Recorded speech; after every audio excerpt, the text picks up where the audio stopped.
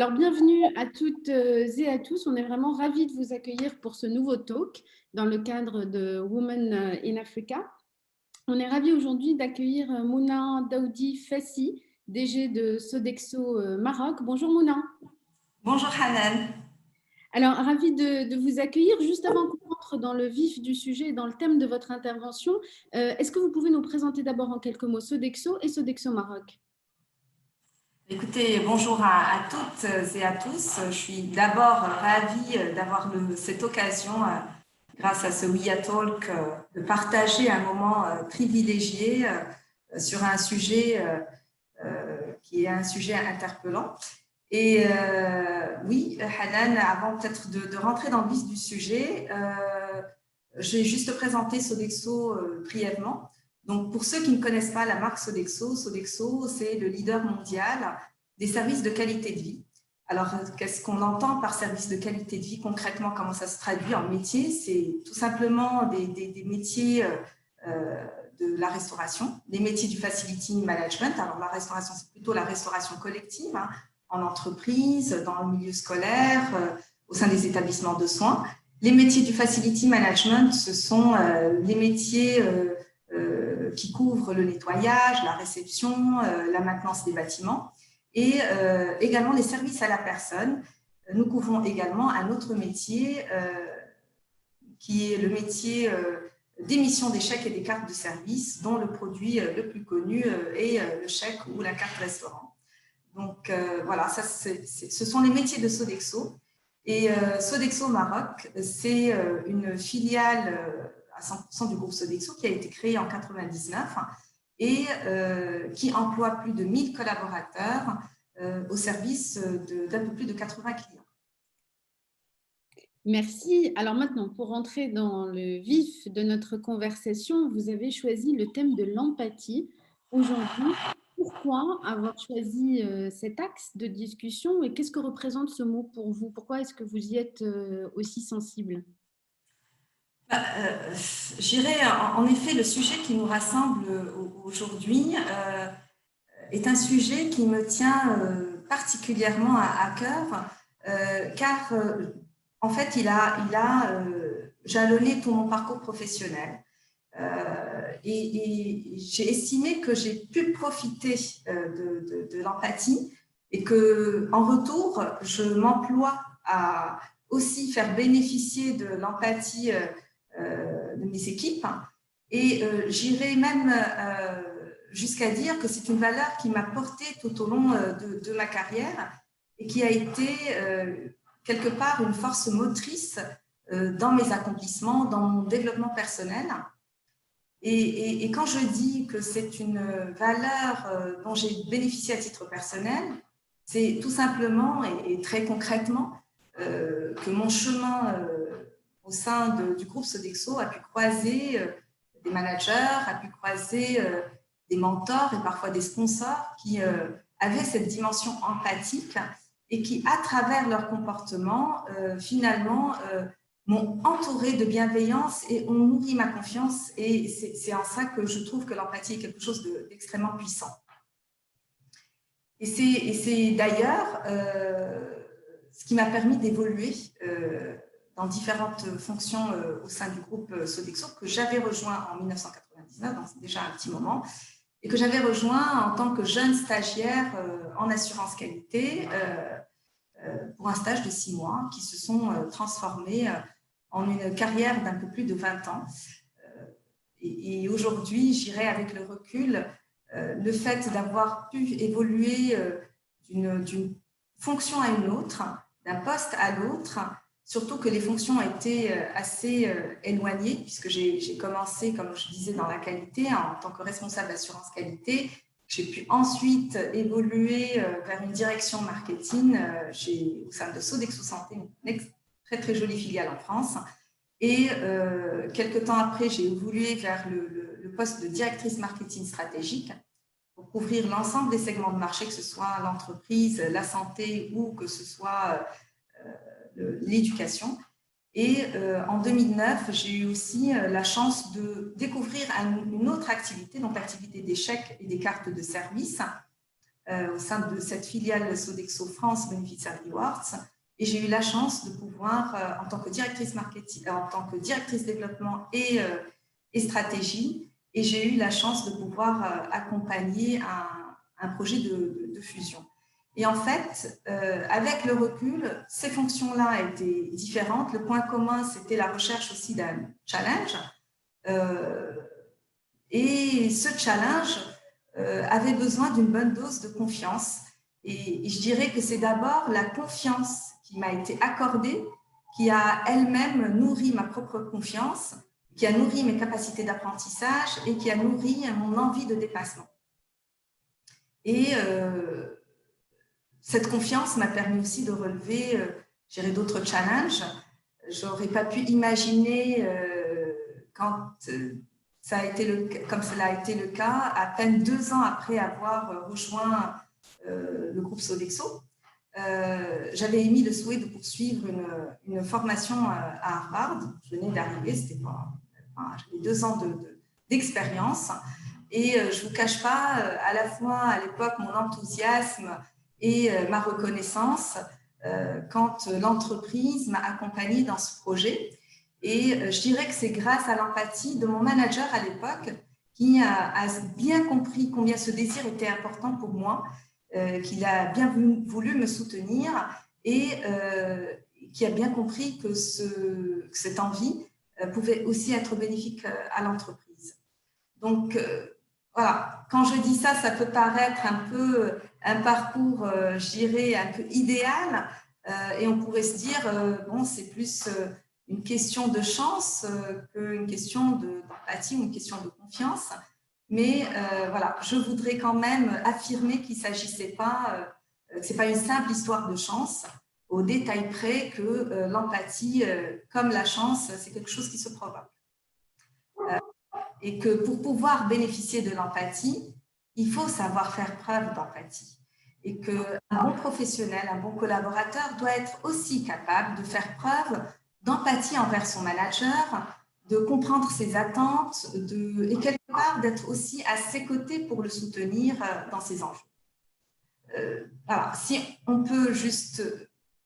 voilà, l'empathie, pour moi, a été la pierre angulaire dans les interactions qu'on entretient et quel est finalement ce vecteur de la confiance. C'est ce qui a accompagné tout votre parcours depuis votre arrivée de stagiaire jusqu'à ce que vous preniez la tête de Sodexo Maroc. C'était en 2015, je crois. Absolument. Alors, qu'est-ce qui, justement, dans ce parcours que vous venez d'évoquer pour nous, on comprend bien que vous avez été entouré de bienveillance, que vous avez été encouragé à chaque étape de cette carrière professionnelle pour vous outiller davantage, pour apprendre davantage. Qu'est-ce qui, finalement, vous a aidé à relever le défi qui vous attendait lorsque vous êtes arrivé à la tête de Sodexo Maroc? Alors, en effet, en 2015, on me propose le poste en tout cas, on me propose de prendre la tête de Sodexo Maroc dans le cadre d'un projet de transformation qui, à l'époque, en tout cas en 2015, était un projet vital pour l'entreprise. Et ce qui m'a permis d'abord de m'inscrire dans ce projet et de relever quelque part le challenge, c'est, je pense que je me suis sentie bien outillé techniquement et humainement. Mais que c'est l'humain qui a fait toute la différence. Quand on prend un nouveau poste en tant que manager, chef d'entreprise, leader, tous les managers, tous les chefs d'entreprise sont très pressés de produire du résultat. Et à ma prise de poste, j'ai fait le choix de passer plus de temps avec les gens qu'avec les chiffres. Alors, quand je dis que j'ai passé plus de temps avec les gens qu'avec les chiffres, j'ai passé plus de temps avec les managers, avec les membres du comité de direction, à essayer de comprendre les difficultés du terrain, à rencontrer les hommes et les femmes qui sont au service de nos clients, donc les hommes et les femmes du terrain. Et j'ai très vite compris qu'il fallait, en quelque sorte, déverrouiller ce qui bloquait pour pouvoir libérer le potentiel des gens, pour pouvoir libérer le potentiel de l'organisation et pour pouvoir libérer finalement le potentiel de performance de l'entreprise. je dirais que finalement, placer l'humain au cœur de la transformation, c'est construire la performance de façon plus durable. La performance, finalement, c'est quoi? C'est le résultat d'une création de valeur qui est d'abord portée par des hommes et des femmes qui travaillent dans de bonnes conditions et qui travaillent dans un climat de confiance. Et j'irai en 5 ans, nous avons, on a des résultats qui démontrent du bon fonctionnement de la méthode, puisque en 5 ans, nous avons augmenté notre chiffre d'affaires de plus de 65%. Et bon, c'est l'indicateur économique le plus, je dirais, usuel, mais il n'est pas le seul, puisqu'il y a 2 autres indicateurs qui sont importants à mes yeux. C'est le taux de rétention de clients, c'est-à-dire l'impact aussi par rapport à la rétention client, où on a un super taux de rétention client de 95%, et un autre indicateur qui est encore plus révélateur, qui est celui de l'engagement, le taux d'engagement des collaborateurs. Et c'est un taux d'engagement de plus de 74%, un des meilleurs taux d'engagement au sein du groupe Sodexo. Et en fait, ces résultats me font réaliser, en tout cas confirment et renforcent 2 convictions profondes. D'abord, c'est un message pour tous les managers, c'est la performance ne se réalise pas juste à travers les fichiers Excel. La performance, elle se réalise sur le terrain et la performance se réalise avec les hommes et les femmes qui portent la création de valeur. Et il faut pas, voilà, il faut savoir aussi rentrer dans le cœur du terrain. Et qu'on ne peut pas instaurer de la confiance, instaurer, en tout cas atteindre la performance sans instaurer ou restaurer, dans certains cas, la confiance. Alors, on entend bien que vous vous êtes attaché au facteur humain d'abord pour relever le défi qui était le vôtre il y a 5 ans, bientôt 6. Mais comment concrètement vous avez fait, comment vous avez pris en main ce facteur humain? Quelles sont les actions concrètes que vous avez mises en place pour renforcer ces capacités et restaurer cette confiance que vous évoquiez il y a un instant? Je dirais d'abord, il a fallu repenser le modèle. Repenser le modèle sur 2 volets, repenser le modèle managérial et repenser le modèle social. Alors, repenser sans être trop conceptuel, qu'est-ce que c'est que repenser le modèle managérial? C'est tout simplement, c'est un basique, c'est asseoir un modèle collaboratif qui implique les collaborateurs en premier lieu. C'est instaurer aussi les bonnes conditions de coopération au sein de l'équipe dirigeante, mais pas qu'au sein de l'équipe dirigeante, aussi au niveau des managers et au niveau du terrain. Et la coopération nécessite la confiance qui requiert elle-même l'empathie. En fait, la coopération a besoin pour qu'elle soit efficace, a besoin d'une bonne dose de confiance. Et pour avoir cette dose de confiance, il faut pouvoir se reposer aussi sur la valeur de l'empathie. Et la valeur de l'empathie, c'est simple, hein, c'est être à l'écoute des gens, à l'écoute de ses équipes, c'est être à même de les accompagner et surtout à comprendre leurs difficultés.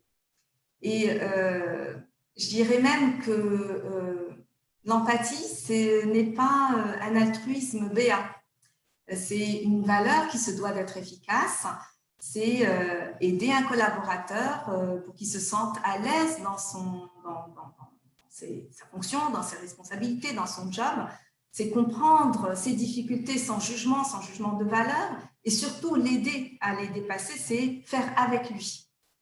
C'est le guider, c'est lui montrer le chemin.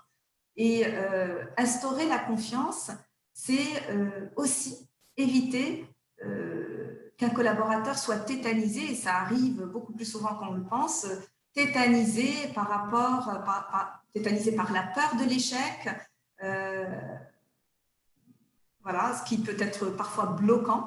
Et d'ailleurs, par exemple, si je prends un exemple, quand on perd un appel d'offres, il nous arrive de perdre des appels d'offres, on va toujours gagner. Le plus important, ce n'est pas de s'arrêter sur l'échec, ce n'est pas de s'arrêter sur la déception ou sur la frustration, mais c'est essayer de comprendre les raisons de la perte de cet appel d'offres pour essayer de progresser, pour tenter de se progresser et comprendre c'est important pour progresser, pour être plus performant à l'avenir. Donc, voilà un petit peu ce que je mets dans le volet, je dirais, du modèle managérial qui a été repensé et qui est basé sur la confiance et la coopération. Et en parallèle, il fallait également repenser le modèle social. Nous sommes une industrie de services, nous sommes portés par des hommes et des femmes du terrain et repenser le modèle social, c'est tout simplement se préoccuper de ces personnes, de ces collaborateurs qui sont eux-mêmes la source de la création de valeur au quotidien. Et en cela, je dirais même, sans être provocante, il ne s'agit pas de déployer une quelconque ou une énième politique RSE, mais c'est d'être avant tout au plus près des préoccupations des collaborateurs, au plus près de leurs besoins, c'est de se soucier avec beaucoup d'authenticité et de sincérité de leurs conditions de travail, pour comprendre leurs freins et comprendre leurs inquiétudes.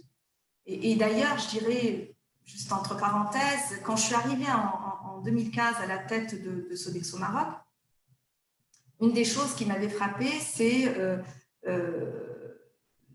l'analphabétisme de certains de nos collaborateurs sur site.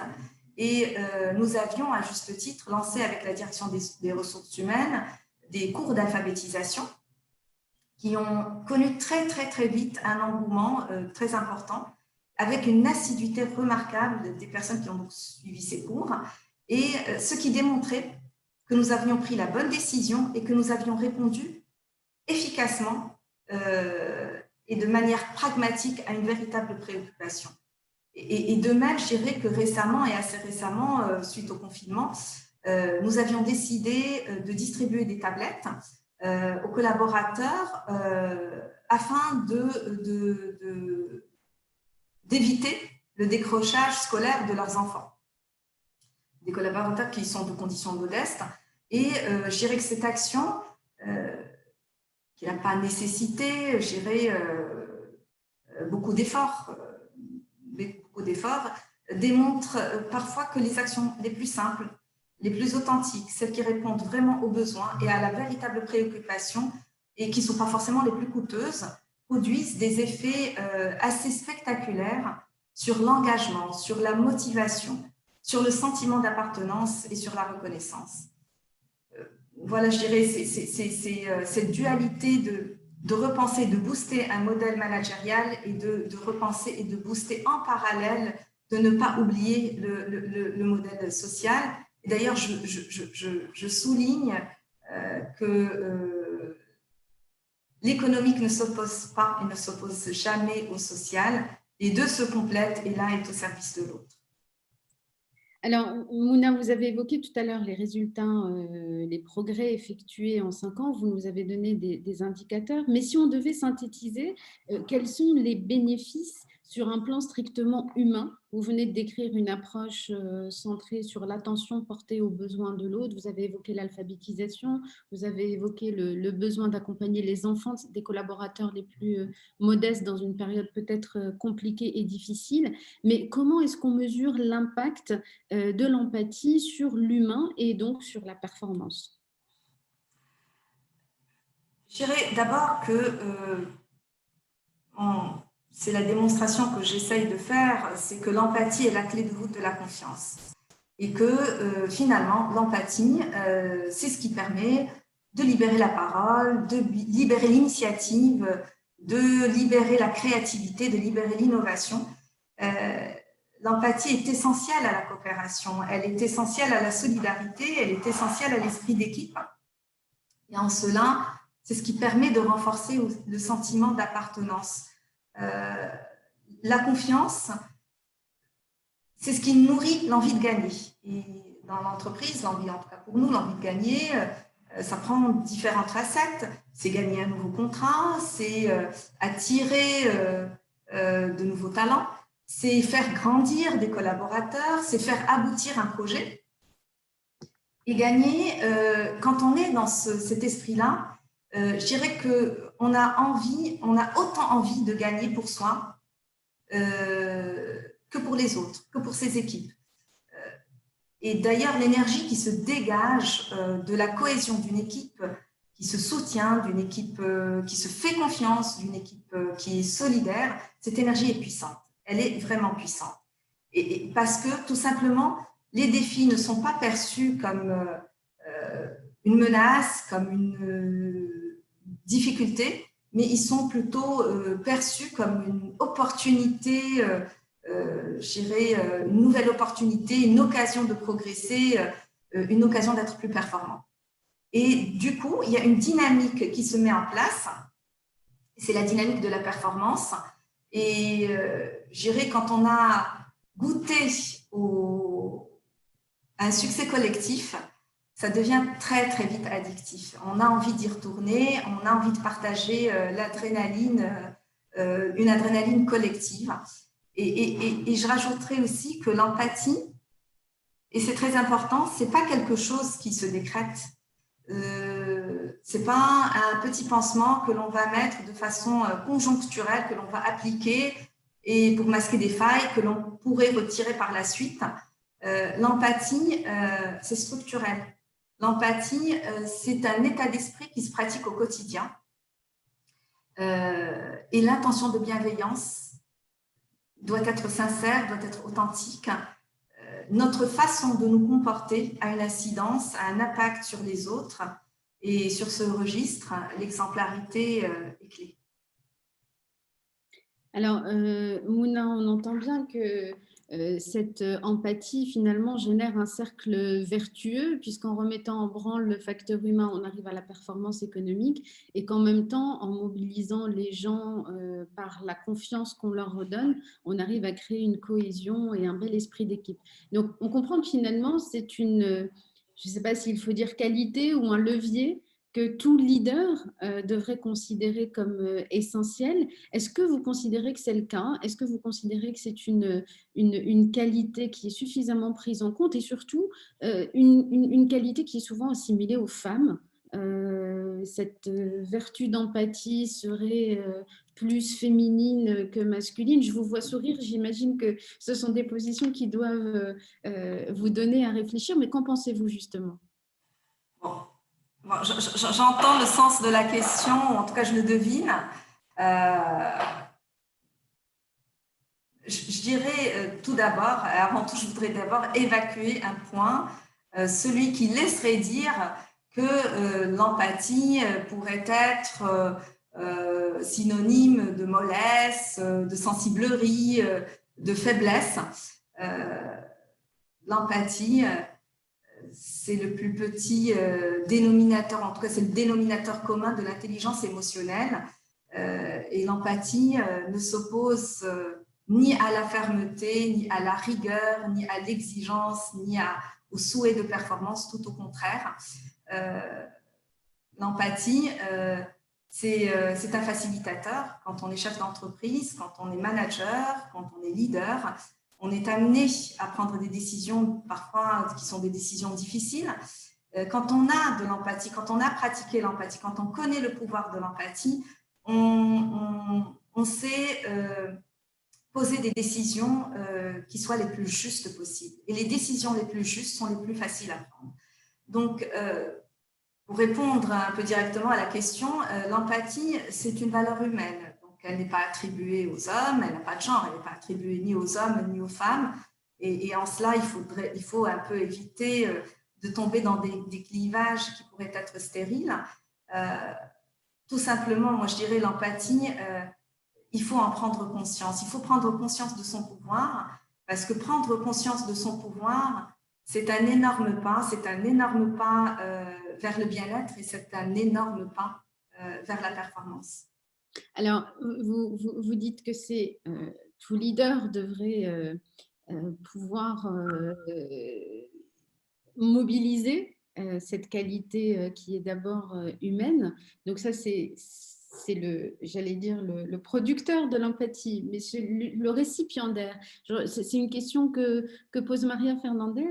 Est-ce qu'il y a une différence entre les hommes et les femmes dans votre démarche? Donc, je pense que c'est dans la réaction des hommes quand vous leur montrez de l'empathie. Est-ce que vous notez une différence entre les collaborateurs hommes et femmes? Je pense que on a tous une dose d'empathie. C'est la pratique de l'empathie qui peut être différente. Et je pense que les femmes et les femmes et les hommes peuvent pratiquer, je dirais, l'empathie de manière différente et ça peut se traduire de manière différente. Mais quand on a une écoute active et dans nos entourages, on sait détecter aussi des personnes empathiques, on sait détecter une femme empathique, on sait détecter un homme empathique.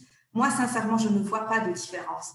Quand on est animé par de la bienveillance, quand on est animé par le souci de l'autre, quand on a cette capacité de se mettre à la place de l'autre, je dirais homme ou femme, il n'y a vraiment pas de différence. Je connais autant de femmes empathiques que d'hommes empathiques et je connais autant de femmes non empathiques, ou en tout cas qui ne pratiquent pas suffisamment leur empathie et on sait les détecter très vite. On a probablement chacun en tête un exemple et ça ne s'oppose pas. Sur ce sujet-là, on serait tenté par rapport à la fonction, je dirais, de mère des femmes et la fonction maternelle, on serait tenté de dire les femmes sont plus outillées par rapport à cette valeur d'empathie. Mais voilà, je ne veux pas que ce soit perçu comme quelque chose de réducteur ou en tout cas d'attribuer uniquement aux femmes. Vous verrez autour de vous, si vous avez suffisamment d'empathie, vous détecterez beaucoup d'hommes empathiques. Une autre question toujours sur l'empathie de Cyrine Charlelin. Alors, vous nous avez bien dit, Mouna, qu'il ne fallait pas assimiler l'empathie à de la faiblesse ou un manque de fermeté. Mais est-ce vrai dans toutes les cultures? Puisque Cyrine nous dit dans certaines cultures, plus particulièrement, l'empathie peut être perçue comme une faiblesse. Donc, comment concilier avec cet environnement? Et elle ajoute surtout lorsqu'on crée une industrie de zéro dans un secteur innovateur où la pression de faire ses preuves est constante. Donc, c'est une femme dans une société où l'empathie est assimilée à de la faiblesse et qui a la pression de réussir. Est-ce que vous, qui avez travaillé dans d'autres pays avant de venir au Maroc, vous pensez qu'il y a aussi une différence selon l'environnement culturel? En fait, je ne veux pas qu'on fasse l'amalgame entre l'empathie et la gestion émotionnelle. Où l'empathie, c'est d'abord cette capacité à se mettre à la place de l'autre pour le comprendre, pour l'aider à se dépasser, pour l'accompagner dans ses difficultés. Et par rapport à cette question, ça me fait penser aussi à autre chose. Quand il m'arrive de parler à d'autres dirigeants de ce sujet-là, c'est vrai que parfois, il y a des dirigeants, il y a des managers qui se disent, bon, si on rentre sur le sujet de l'empathie, ça va vite devenir la boîte de Pandore et puis on ne pourra pas, voilà, on n'est pas là pour gérer le problème des autres.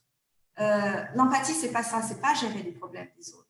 C'est de leur apporter cette attention, c'est que l'autre se rende compte qu'il est important pour soi. C'est de créer, c'est ce que je disais tout à l'heure, c'est pas juste une relation d'un manager ou de subordination, que l'empathie n'est que descendante. L'empathie, elle est bilatérale, elle n'est pas juste d'un leader ou d'un manager auprès de son collaborateur. C'est aussi faire preuve d'empathie pour un collaborateur. On peut faire preuve d'empathie vis-à-vis de son manager. Et c'est comme ça qu'on se retrouve dans des positions, je dirais, au sein de l'entreprise où on a des mentors, où on a des sponsors qui ont envie de nous aider parce qu'on est ouvert à l'empathie. Donc, il faut regarder, en tout cas, entrevoir l'empathie comme une force mobilisatrice puissante. C'est aussi cet esprit d'ouverture et cette envie d'aller plus loin et de se dépasser. Une autre question de Carole. Toujours sur cette question qui décidément suscite des réactions. En tant que manager, est-ce que c'est difficile quand on est empathique de prendre des décisions difficiles? Existe-t-il une frontière entre empathie dans la gestion des relations et les obligations du manager? Alors, moi, je trouve que c'est tout le contraire. Quand on est empathique, et je voudrais vous faire cette démonstration, quand on est empathique, on comprend le contexte, on comprend mieux le contexte individuel de la personne. Et quand on doit prendre une décision, on a au moins l'assurance de prendre une décision la plus juste possible. Il n'y a rien de plus compliqué, de plus difficile, de plus injuste de venir coller une décision sans avoir compris les tenants et les aboutissants, sans avoir compris l'émotion de l'individu, de la personne, mais aussi ce qu'il attend vraiment, ce dont il a besoin. On pourrait apporter des réponses qui ne soient pas les plus appropriées possibles, et c'est là que la décision devient injuste. Donc, je pense que, et d'ailleurs, quand vous verrez bien que dans la pratique managériale, parfois on est face à une personne, on peut se dire, cette personne, elle a des limites en termes de compétences. On n'arrive pas à l'emmener plus loin. Souvent, des personnes qui ont une limite en termes de compétences, elles ne sont pas très confortables non plus dans leur poste. Elles sont... avoir ces discussions franches avec une personne sur ses compétences, sur la façon de dépasser ses limites, de dépasser ses difficultés, c'est pouvoir aussi l'aider. Et c'est parfois prendre cette décision pour lui dire bah, « tu n'es peut-être pas faite pour ce poste-là, mais peut-être qu'on peut réfléchir ensemble à te faire évoluer vers un autre poste. Alors peut-être que statutairement, peut-être qu'il n'est pas aussi intéressant que celui-ci, mais dans lequel il y a plus de sérénité et plus de bien-être. » Donc, cette décision qui peut paraître de loin comme une décision un peu difficile et un peu injuste, au final, quand il y a la bonne compréhension, quand il y a la bonne communication et quand il y a de la transparence, ça devient une décision juste et une décision sereine entre les parties. Une autre question, cette fois de Nora, qui nous dit que l'empathie est effectivement la première brique, pardon. Décidément, ce Covid nous met le logiciel de la maladie en tête. Et la première brique d'un environnement soutenable et responsable, mais elle restera malheureusement cantonnée à des actions sporadiques si elle ne s'accompagne pas de profonds changements systémiques plus difficiles à mettre en place dans des organisations et dans nos sociétés. Donc, Mouna, la question, c'est comment faire en sorte que cette bonne parole puisse aboutir à de réels changements systémiques et à ce que cette empathie soit prise en compte plus largement dans le fonctionnement des entreprises. Alors, j'irai d'abord, j'ai vu, moi, à mon niveau, du changement par rapport à la valeur de l'empathie. Et c'est vrai qu'il y a encore, et je rejoins les remarques qui ont été données, il y a une dizaine d'années, on n'était pas à l'aise avec ces sujets-là. On n'était pas à l'aise, on n'était pas forcément à l'aise avec des sujets au sein des organisations qui ont attrait à de l'émotionnel, parce que tout de suite, ça devient du compassionnel. Mais je pense qu'aujourd'hui, avec aussi, malheureusement, cet environnement d'incertitude dans lequel on vit, avec cette période de Covid, je pense qu'on en revient et on va vers on retourne un peu, enfin un retour au basique et au fondement. Et je pense que l'empathie a de plus en plus de place. En tout cas, c'est moins un sujet tabou. Et c'est un sujet qui est de plus en plus utilisé au sein des entreprises. Il y a beaucoup plus d'index, des index de l'empathie en entreprise. On parle beaucoup du bien-être en entreprise. Chez Sodexo, le fait d'être leader des services de qualité de vie, ça porte en soi cette valeur. Donc, je pense qu'on est sur un chemin qui est beaucoup plus à l'aise avec des sujets tels que l'empathie et l'émotion au sein des organisations.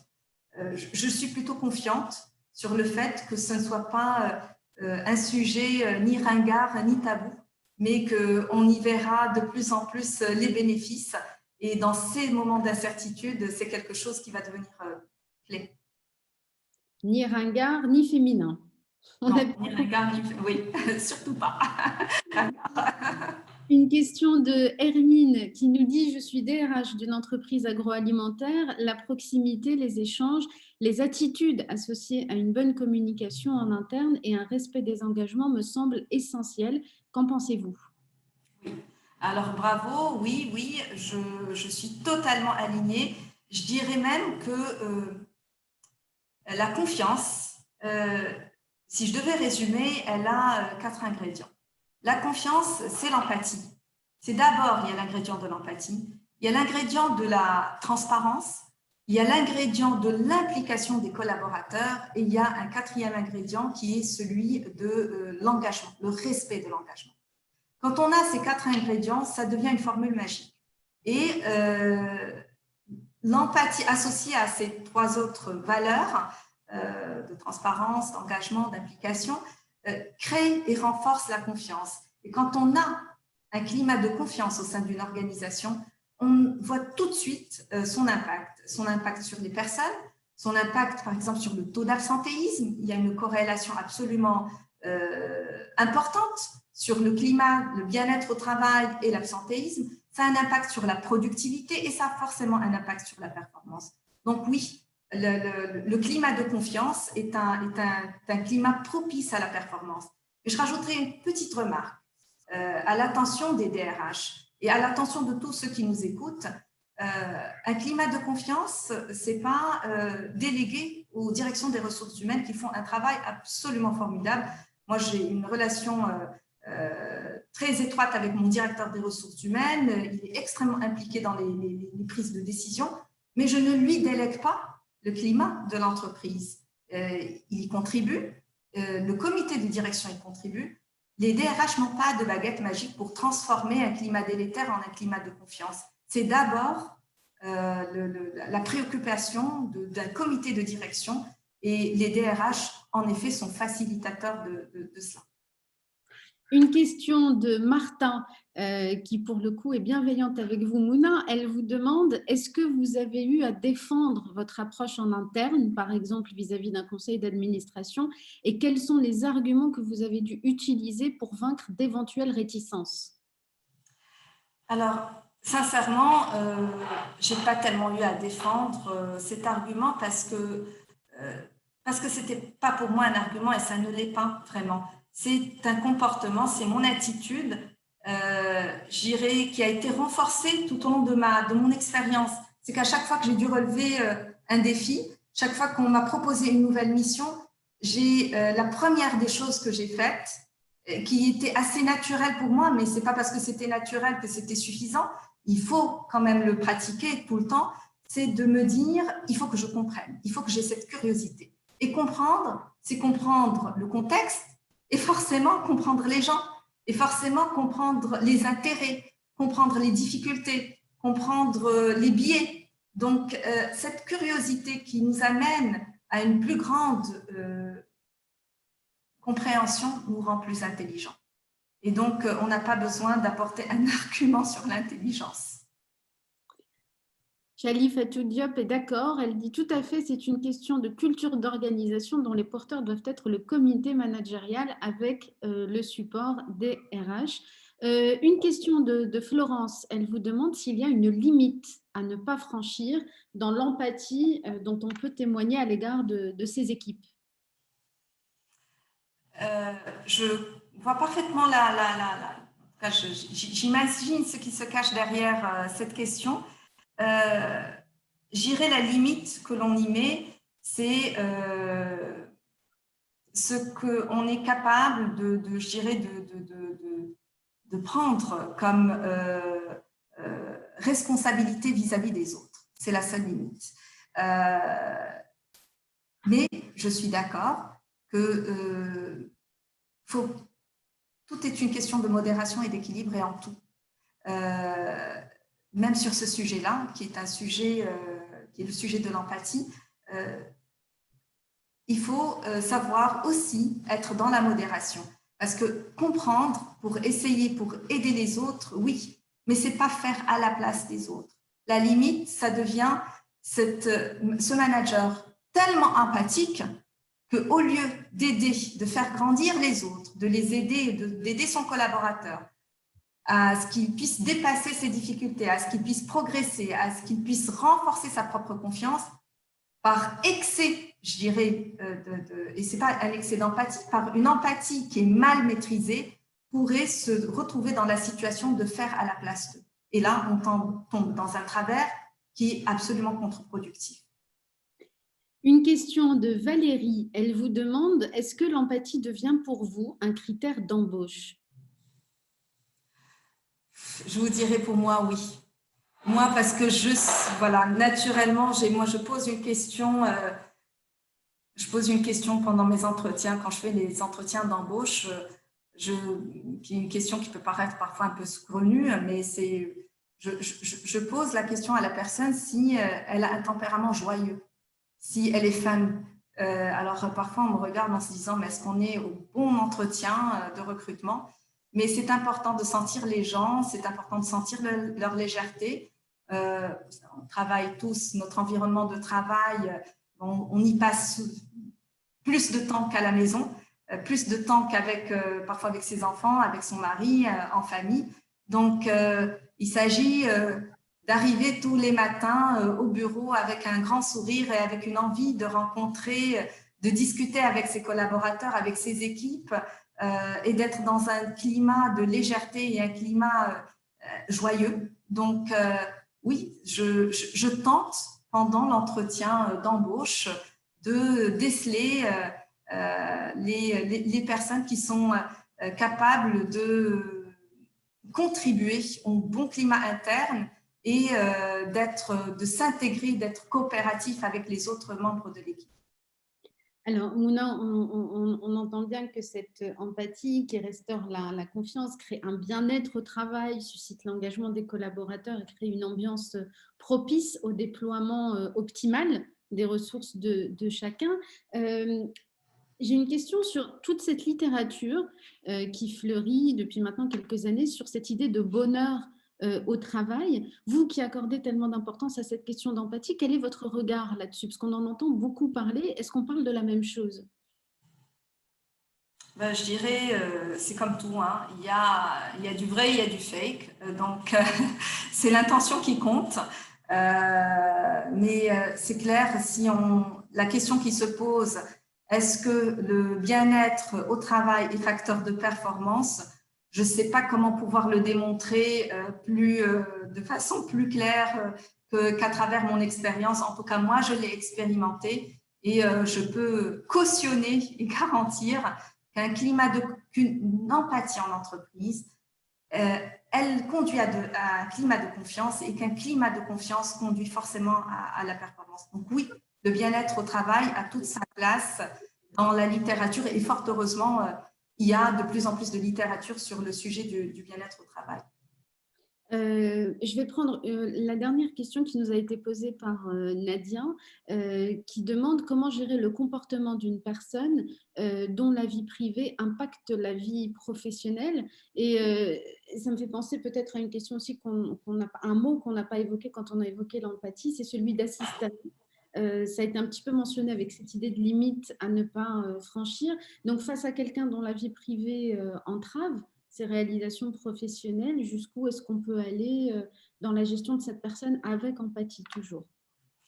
Je pense que l'empathie, quand on est dans une situation d'empathie, d'abord, la parole se libère. Combien de fois, je l'ai rencontré aussi dans certaines de mes expériences, en tout cas dans la gestion d'autres équipes, on peut avoir une personne qui, du jour au lendemain, ne fait pas le travail qu'il faut, n'a pas le bon comportement, et on ne comprend pas. Et elle n'ose pas. Elle n'ose pas parler, elle n'ose pas s'ouvrir. Et faire preuve d'empathie, c'est d'abord libérer cette parole avec dignité, avec discrétion, et je dirais avec pudeur. Parce que personne n'a envie de ramener ses problèmes au travail, n'a envie de parler de ses problèmes personnels, et chaque individu, chaque personne a forcément aussi son lot de problème. Je pense que la pudeur est quelque chose d'important aussi quand on touche à la sphère personnelle et que, à nouveau, tout est dans la modération. Si cette personne, elle s'ouvre à nous par rapport à ses problèmes, sans être trop dans le détail des problèmes, de pouvoir aménager un temps du travail, de pouvoir lui dire tu vas prendre quelques jours de congé pour te reposer, te requinquer avant de revenir, que ne t'inquiète pas, ton poste il est là et que si tu as besoin de nous, tu as notre soutien, tu as le soutien de tes collègues. C'est cette parole qui est une parole bienveillante qui bien souvent règle beaucoup de problèmes que de faire à la place d'eux ou d'apporter une solution toute faite, emballée pour les problèmes de quelqu'un. Alors, peut-être une dernière question, Mouna, avant de conclure. C'est celle de Valérie, encore, et Hannah. Enfin, je joins les deux parce qu'elles parlent toutes les deux de la même chose. Comment développer un comportement empathique chez un collaborateur qui manque d'intelligence émotionnelle? Et Hannah posait la même question, c'est-à-dire comment est-ce qu'on peut apporter de l'aide à un manager qui manque d'empathie? Est-ce que c'est possible de l'aider à changer? Je dirais, il y a une recette qui marche bien, c'est le Vie ma vie. Vous savez, je vais vous dire, moi je l'ai rencontré aussi dans mon expérience professionnelle chez Sodexo, les personnes du siège et les personnes du terrain, qui parfois, on va voir une personne du siège qui va dire non, ça ne va pas aussi vite que je voudrais, on ne déploie pas si bien mon offre que moi je suis responsable marketing, j'ai développé la super offre et au final, on ne la déploie pas selon mes standards, la personne, elle n'a pas la bonne compétence pour le faire ou elle le fait carrément exprès, etc. Moi, je dis tout simplement, quand on est dans des situations comme ça, au sein de l'entreprise, le Vie ma vie fonctionne bien. C'est de pouvoir parfois s'échanger les rôles. Alors, soit de pouvoir le faire physiquement. Moi, j'ai eu aussi à demander à des collaborateurs d'aller sur le terrain et de prendre le poste de la personne qui est, je dirais, en front line au niveau du service pour se rendre compte de ses difficultés, parfois la pénibilité du travail et de l'intégrer au moment où on développe des offres, etc. Et de ne pas avoir un développement d'offres théorique. Et je dirais, soit ça peut se faire effectivement de manière physique, c'est-à-dire remplacer une personne, ou de manière orale, c'est-à-dire d'expliquer quelles sont les difficultés des autres et de donner un sens, de ne pas s'arrêter juste à des certitudes sur les personnes. Et une chose est importante, c'est que je pense qu'il faut combattre le jugement de valeur parce que c'est dévastateur en entreprise. Et ça, il n'y a que l'exemplarité qui fonctionne. Il n'y a pas tellement d'autres recettes. Merci beaucoup, Mouna. Merci à vous. D'avoir été avec nous. Merci à toutes les personnes qui nous ont suivis depuis Dubaï, Montréal, Dakar, le Burkina. On vous remercie tous. Et puis, très bonne journée à tous. Portez-vous bien. Et merci encore, Mouna. Merci à vous.